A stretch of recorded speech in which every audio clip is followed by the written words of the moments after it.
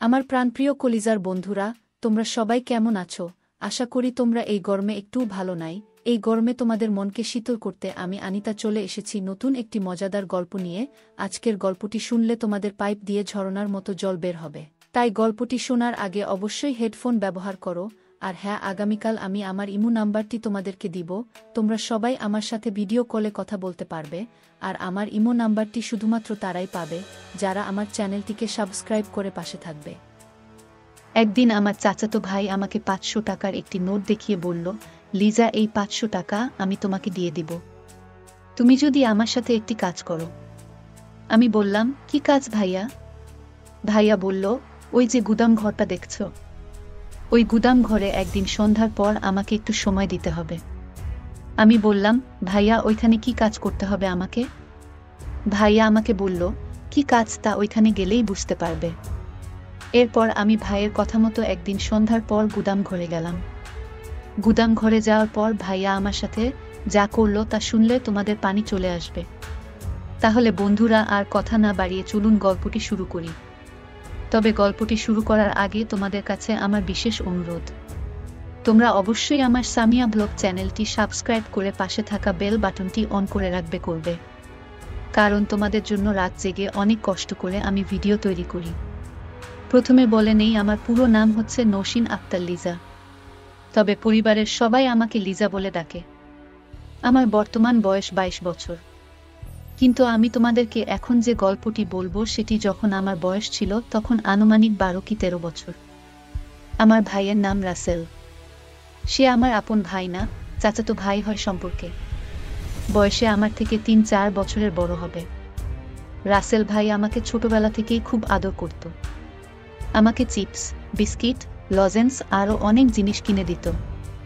আমিও ভাইয়াকে খুব ভালোবাসতাম। আমার যখন বয়স ৮ থেকে ৯ হবে তখন আমি একটি আমবাগানে আরও অন্যান্য মেয়েদের সাথে দৌড়াদৌড়ি করছিলাম। তখন ভাই আমাকে বলল, লিজা, একটু এদিকে আসো। আমি বললাম, ভাইয়া, কেন? ভাইয়া আমাকে বলল, একটু দরকার আছে তোমাকে, একটু তাড়াতাড়ি আসো। ভাইয়া ডাক শুনে আমি তাড়াতাড়ি ভাইয়ের কাছে গেলাম।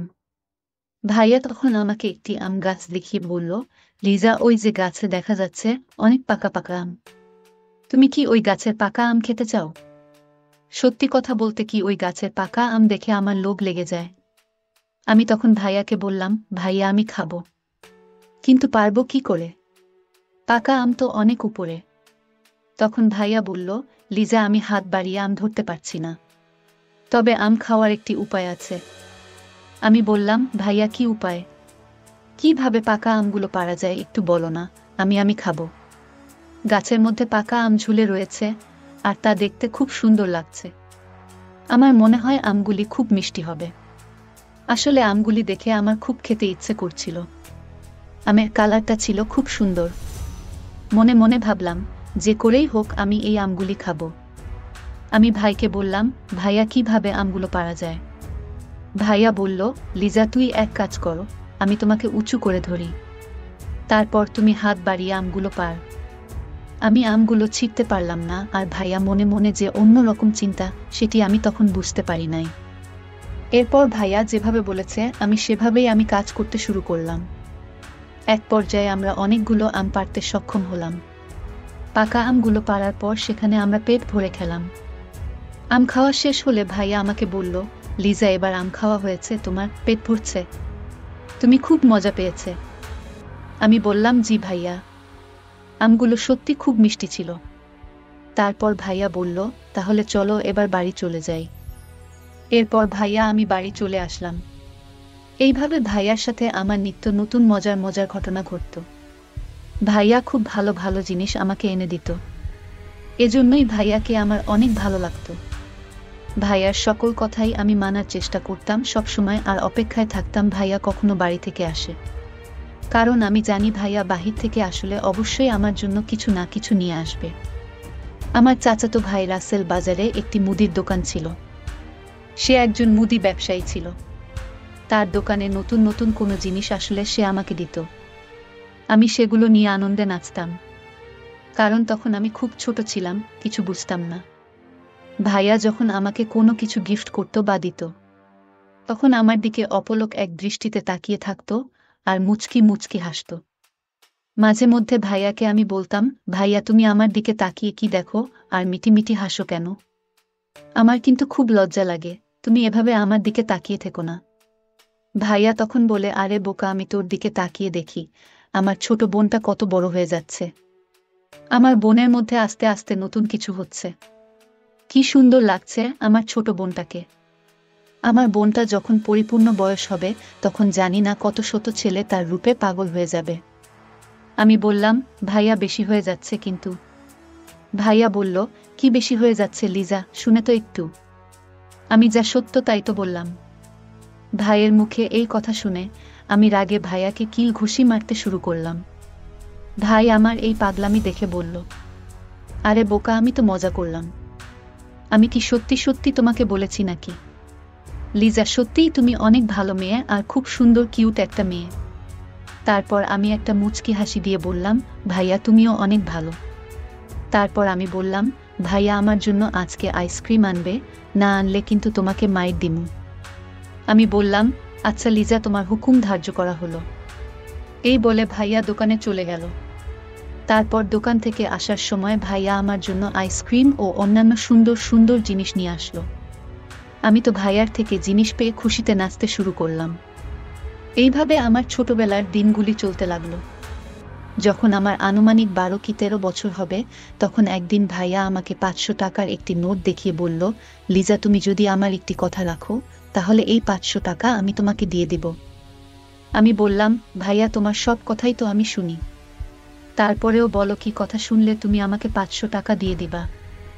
ভাইয়া তখন বলল, কথাটা এখানে বলা যাবে না, চলো আমরা ওই দিকে চলে যাই। আমি বললাম, ঠিক আছে ভাইয়া, চলো ওই দিকে। তারপর ভাইয়া আর আমি ওই দিকের একটা ঘরের পিছনে চলে গেলাম। চলে যাওয়ার পর ভাইয়া আমার কানে ফিসফিস করে বলল, লিজা, ওই যে গুদাম ঘরটা দেখা যাচ্ছে, ওই গুদাম ঘরে তুমি আমার সাথে যাবে এবং সেখানে আমরা কিছুক্ষণ সময় একটি কাজ করব। যদি তুমি আমার সাথে কাজটি করতে পারো তাহলে এর বিনিময়ে তোমাকে আমি 500 টাকা দিয়ে দেব। আমি বললাম, ভাইয়া কি কাজ? ভাইয়া বলল, সেখানে গেলেই তুমি কাজটি বুঝতে পারবে, তবে কাজটি খুব কঠিন নয়, খুব সহজ। আমি বললাম, ভাইয়া যদি কাজটি সহজ হয় তাহলে আমি করতে রাজি আছি। এদিকে আমাদের বাড়িতে খুব একটা মানুষ নেই, আমাদের বাড়িটা সবসময় নীরবে থাকতো, আর তাছাড়া সন্ধেবেলা আমাদের বাড়ি একেবারে নীরব থাকতো। তারপর ভাইয়া আমাকে বলল, কি লিজা, আমার কথায় তুমি রাজি আছো তো? ভাইয়া, তোমার কথায় কি আমি রাজি না হয়ে পারি? তবে ভাইয়া, সেখানে আমরা কি কাজ করব? তখন ভাইয়া বলল, আরে লিজা, ভয়ের কিছু নেই, সেখানে গেলেই তো বুঝতে পারবে। আমি বললাম, আচ্ছা ঠিক আছে ভাইয়া। তারপর সন্ধ্যাবেলায় আমি ঘরে পড়তে বসলাম। হঠাৎ দেখি ভাইয়া জানালার পাশ দিয়ে আমাকে ইশারা দিচ্ছে। আমি ভাইয়ার ইশারা পেয়ে ভাইয়ার কাছে চলে আসলাম। ভাইয়া আমাকে নিয়ে সোজা গুদাম ঘরে চলে গেল। গুদাম ঘরে আমি এসে পুরো অবাক হয়ে গেলাম। আমি সেখানে এসে দেখি গুদাম ঘরের ভিতরে চারদিকে ফুল দিয়ে সাজানো, আর মাঝখানে একটা চৌকি ছিল। এই চৌকিতে অনেকগুলো ফল কেটে সুন্দর করে সাজিয়ে রেখেছে। আমি বললাম, ভাইয়া, এসব দিয়ে তুমি গুদাম ঘরে কি করবে, আর আমি বা এখানে কি করব? তখন ভাইয়া আমাকে বলল, একটু অপেক্ষা করো, তাহলে তুমি সবই বুঝতে পারবে। তারপর আমি বললাম, আচ্ছা ঠিক আছে ভাইয়া। তারপর ভাই আমাকে বলল, লিজা, আমি তোমাকে একটা কথা বলবো, আর এই কথাটা 7 বার বলে এই ফলগুলোর ওপর একটি ফু দিবা। তারপর তুমি আমাকে এই ফলগুলি খাইয়ে দেবে, কিন্তু মাঝখানের ফলটা যে দেখছো এই ফলটা আমি তোমাকে খাইয়ে দিব, কিন্তু একটা শর্ত হলো, এই ফলটি খাওয়ার পর বীজগুলো তুমি আমাকে দিয়ে দিবে। আমি বললাম, ঠিক আছে ভাইয়া। তারপর আমি ভাইকে বললাম, ভাইয়া, আমি যদি এইটুকু কাজ করতে পারি তাহলে তুমি কি আমাকে 500 টাকা দিয়ে দেবে? ভাইয়া মুচকি হেসে বলল, হ্যাঁ লিজা, তুমি যদি এই কাজটুকু করতে পারো তাহলে তোমাকে আমি 500 টাকার নোট দিয়ে দেব। আমি ভাইয়ার কথায় অনেক খুশি হয়ে গেলাম।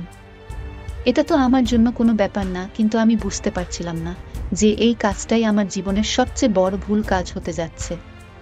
তারপর আমি ভাইয়ার কথা মতো আমাকে উনি একটি মন্ত্র শিখিয়ে দিলেন। সম্ভবত এটা কোনো হিন্দুধর্মী মন্ত্র হবে মনে হয়। এই মন্ত্রটা 7 বার পরে ফলগুলোতে ফু দিলাম।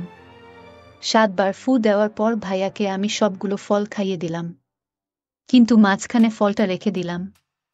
মাঝখানের ফলটা ভাইয়া আমাকে খাইয়ে দিল। তখন আমার বয়স খুব কম, তাই কি হচ্ছে আমার সাথে কিছু আমি বুঝতে পারছি না, শুধু ভাইয়ের কথা বোকার মতো পালন করে যাচ্ছি। তারপর ভাইয়ার সব কথা আমি মানতে শুরু করলাম। ভাইয়া আমাকে বলল, লিজা এই ফলটি ভালো করে তুমি খাবে, কিন্তু এই বীজগুলো আমার লাগবে। বীজগুলো আমাকে দেওয়ার পরেই তোমার কাজ শেষ। আমি বললাম, ভাইয়া এটা তো খুব সহজ কাজ, আর এটা আমি খুব সহজেই করতে পারবো। এটার জন্য তোমাকে এত কিছু করার প্রয়োজন কি? তখন ভাইয়া একটা মুচকি হাসি দিয়ে বলল, লিজা আগে কাজ শেষ হোক, তারপর তোমাকে বলছি। আমি বললাম, আচ্ছা ঠিক আছে ভাইয়া। আমি ফলগুলো খাওয়ার পরে বীজগুলো ভাইয়ার হাতে দিলাম।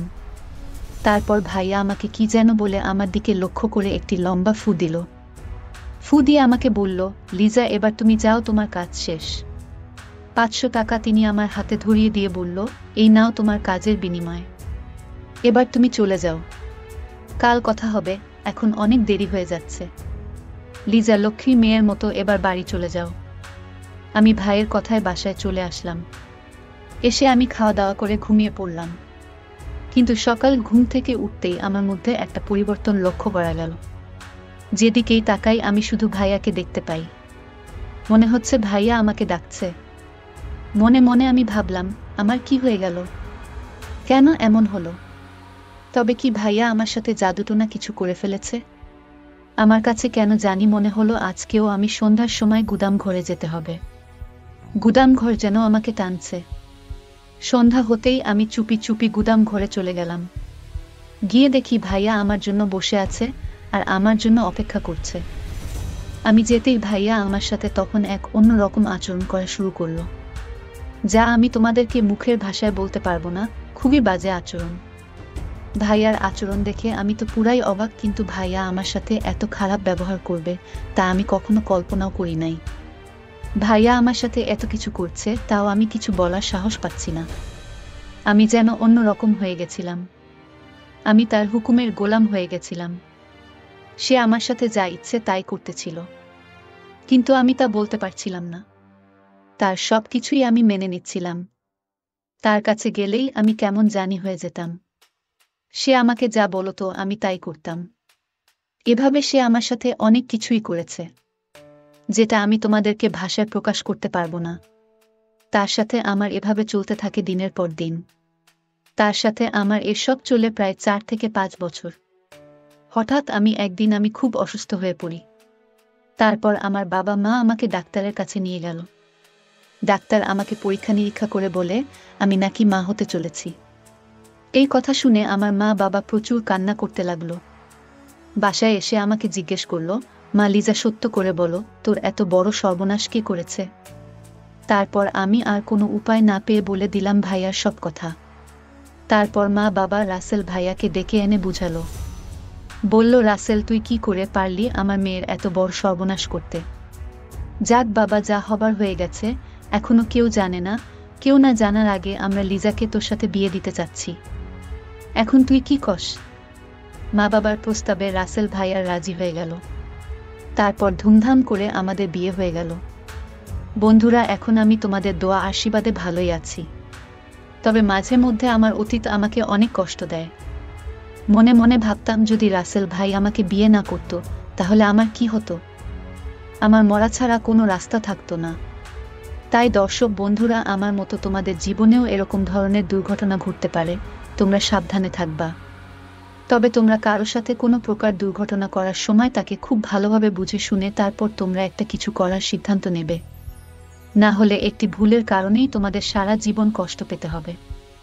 ভিডিওটি যদি তোমাদের ভালো লাগে তাহলে একটি লাইক দিন, আর তোমরা যদি এরকম মজার মজার ভিডিও পেতে চাও তাহলে দয়া করে আমার সামিয়া ব্লগ চ্যানেলটি সাবস্ক্রাইব করো। সবশেষে তোমাদের সুস্বাস্থ্য কামনা করি, আর ভিডিওটি দেখার জন্য তোমাদের সকলকে অসংখ্য ধন্যবাদ। বন্ধুরা, আমি আসবি অনেক কষ্ট করে তোমাদের জন্য ভিডিও বানাই, আর পরবর্তী গল্পে আমি আমার ইমো নাম্বার দিব এবং তোমরা সবাই আমার সাথে ভিডিও কলে কথা বলতে পারবা। শুধুমাত্র যারা আমার চ্যানেলটিকে সাবস্ক্রাইব করবে আমি তাদের সাথে ভিডিও কলে কথা বলবো।